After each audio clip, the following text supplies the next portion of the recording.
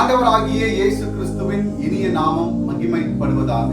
இந்த இயேசு எப்படிப்பட்டவரோ ஊழியத்திற்கு உங்களை அன்புடன் வரவேற்கிறேன். இந்த நாளிலும் நாம் ஒரு வேத வசனத்தை தியானிக்க போகிறோம்.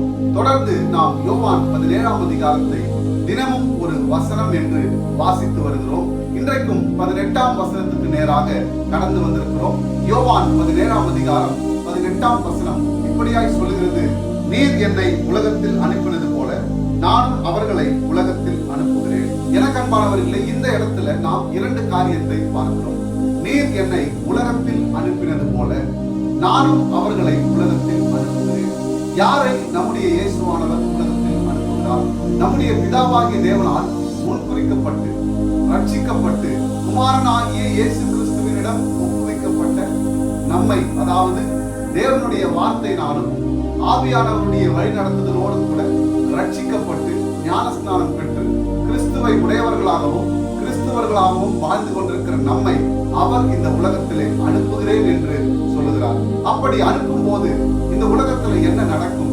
அவருடைய பிள்ளைகளை இந்த உலகத்தில் அனுப்பும் போது இந்த உலகத்தில் என்னென்ன காரியங்கள் நடக்கும் என்பதை நாம் சற்று கவனிப்போமானால், மார்க்கு சுவிசேஷம் 16ஆம் அதிகாரம் 15 முதல் 18 வசனங்கள்.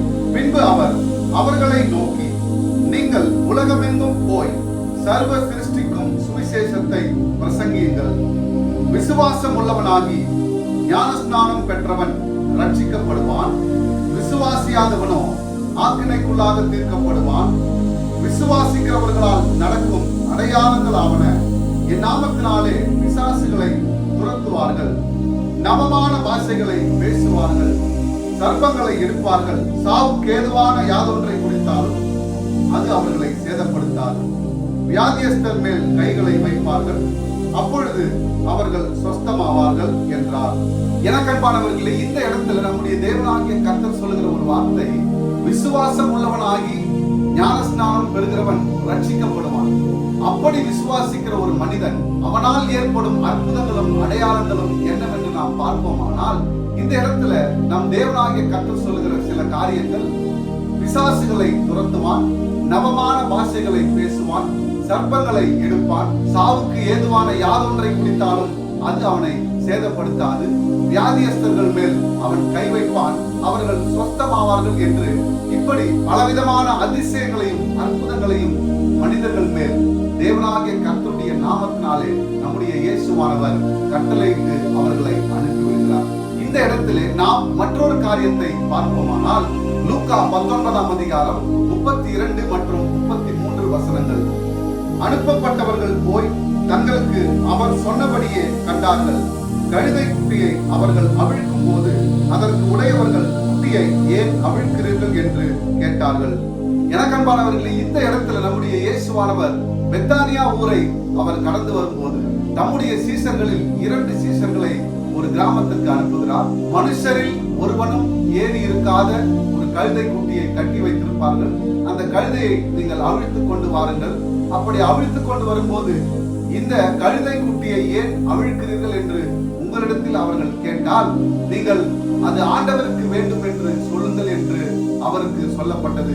இந்த வசனத்தில் சொல்லப்படுகிற ஒரு வார்த்தை அனுப்பப்பட்டவர்கள். எனக்கன்பானவர்களே, இன்றைக்கும் உங்களுடைய வாழ்க்கையில் நீங்கள் எந்த காரியத்தை செய்து கொண்டிருக்கிறீர்கள்?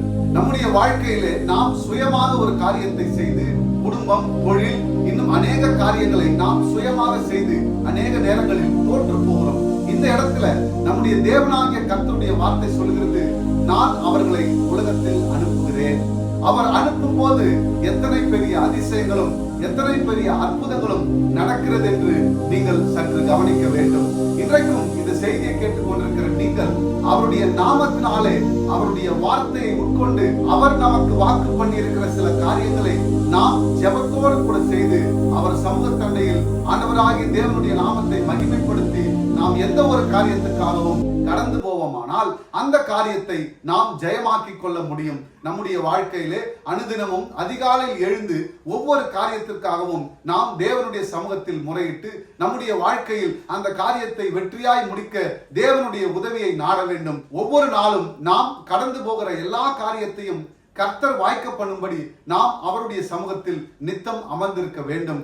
அவரையே நம்பி இருக்க வேண்டும். விசுவாசம் உள்ளவனாகி ஞானஸ்நானம் பெறுகிறவன் ரட்சிக்கப்படுவான் என்றும், அப்படி விசுவாசம் உள்ளவனாய் ரட்சிக்கப்பட்ட ஒருவனுக்கு எல்லா அற்புதங்களும் அடையாளங்களும் அதிசயங்களும் நடக்கும் என்று நாம் இந்த இடத்துல பார்க்கிறோம். தேவனாகிய கர்த்தர் ஒரு காரியத்தை அனுப்பும் போது, ஒரு வார்த்தையை அனுப்பும் போது, ஒரு மனிதனை அனுப்பும் போது, ஒரு தூதனை அனுப்பும் போது, ஒரு கழுதையை அனுப்பும் போது, இப்படி பலவிதமான காரியங்களை அவர் அனுப்பும் போது அது ஜெயமாய் மாறும். கழுதையின் மேல் ஏறி வந்தவர் நமக்காக கல்வாரி சிலுவையில் அடிக்கப்பட்டார் என்பதை நீங்கள் மறந்து விடாதீர்கள். அப்பேற்பட்ட இயேசுவை நாடுங்கள், என் தேவனாகிய கர்த்தரை தேடுங்கள். அவர் உங்கள் வாழ்க்கையிலே ஒரு அற்புதத்தை செய்ய வல்லவராயிருக்கிறார். தேங்க்யூ. God bless you.